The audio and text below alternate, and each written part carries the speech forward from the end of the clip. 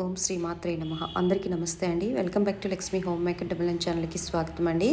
కొంతమంది సబ్స్క్రైబర్స్ నన్ను అడుగుతున్నారు, అక్క శ్యామలాదేవి నవరాత్రులు ఎప్పటి నుంచి ఎప్పటి వరకు అక్క? మాకు పీఠం వేసే అలవాటు లేదక్క.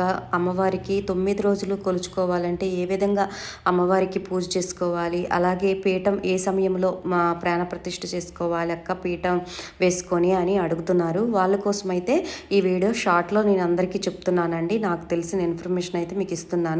పెద్ద వీడియో చేస్తే పెద్దగా రెస్పాండ్ ఏమి లేదు. చిన్న వీడియోలో మీ అందరికీ ఇన్ఫర్మేషన్ ఇస్తాను అనుకుంటున్నానండి. అయితే మనకి శ్యామలాదేవి నవరాత్రులు అయితే ఎప్పుడు కూడా మనకి మాఘమాసంలో స్టార్ట్ అవుతాయండి. ఈ సంవత్సరం 2025 సంవత్సరంలోని మాఘమాసం అనేది మనకి జనవరి 30వ తారీఖు నుండి స్టార్ట్ అవుతుందండి.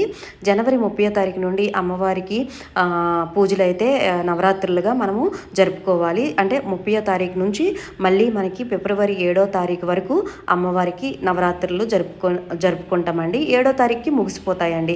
అయితే ప్రాణప్రతిష్ఠ అలాగే అమ్మవారికి కలస్థాపన చేసుకోవాలనుకునే వాళ్ళు మనకి 30వ తారీఖున అంటే జనవరి 30వ తారీఖున ఎర్లీ మార్నింగ్ ఉదయము 4:30 నుంచి 8 లోపు అంటే 8:50 లోపు అమ్మవారికి ప్రాణప్రతిష్ఠ కలసము అఖండ దీపం పెట్టుకునే వాళ్ళు పెట్టుకోవచ్చు.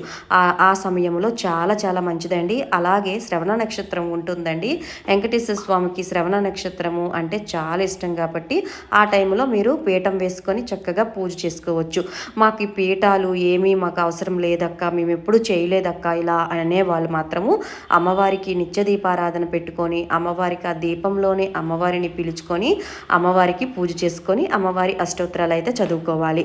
అలాగే తప్పకుండా ఆ అమ్మవారికి మాత్రము పెరుగన్నం నైవేద్యం పెట్టాలి. పెరుగన్నం నైవేద్యం పెట్టేటప్పుడు పెరుగన్నం పైన కొంచెం తేనె వేయండి. అమ్మవారికి నైవేద్యం పెట్టిన తర్వాత మన ఇంటిల్లిపాది పిల్లలకు మాత్రం ముఖ్యంగా ఆ ప్రసాదము ఇవ్వండి. అలా ఇవ్వడం వల్ల పిల్లలు మంచి విద్యా బోధనలు అయితే నేర్చుకుంటారు. అలాగే అమ్మవారికి ప్రతిరోజు పెరుగన్నంతో పాటు పెరుగన్నం మీకు చేయడానికి కుదరకపోతే అమ్మవారికి తమలపాకులు తెచ్చి పెట్టుకోండి. తమలపాకుల మీద కూడా కొంచెం తమలపాకు పైన కొంచెం అమ్మవారికి తేనె వేసి నైవేద్యం కూడా పెట్టొచ్చు. అమ్మవారికి అలా కూడా పెడతారు. చాలా చాలా మంచిదండి. అయితే ముఖ్యంగా అమ్మవారికి పంచమి అంటే చాలా ఇష్టం అండి.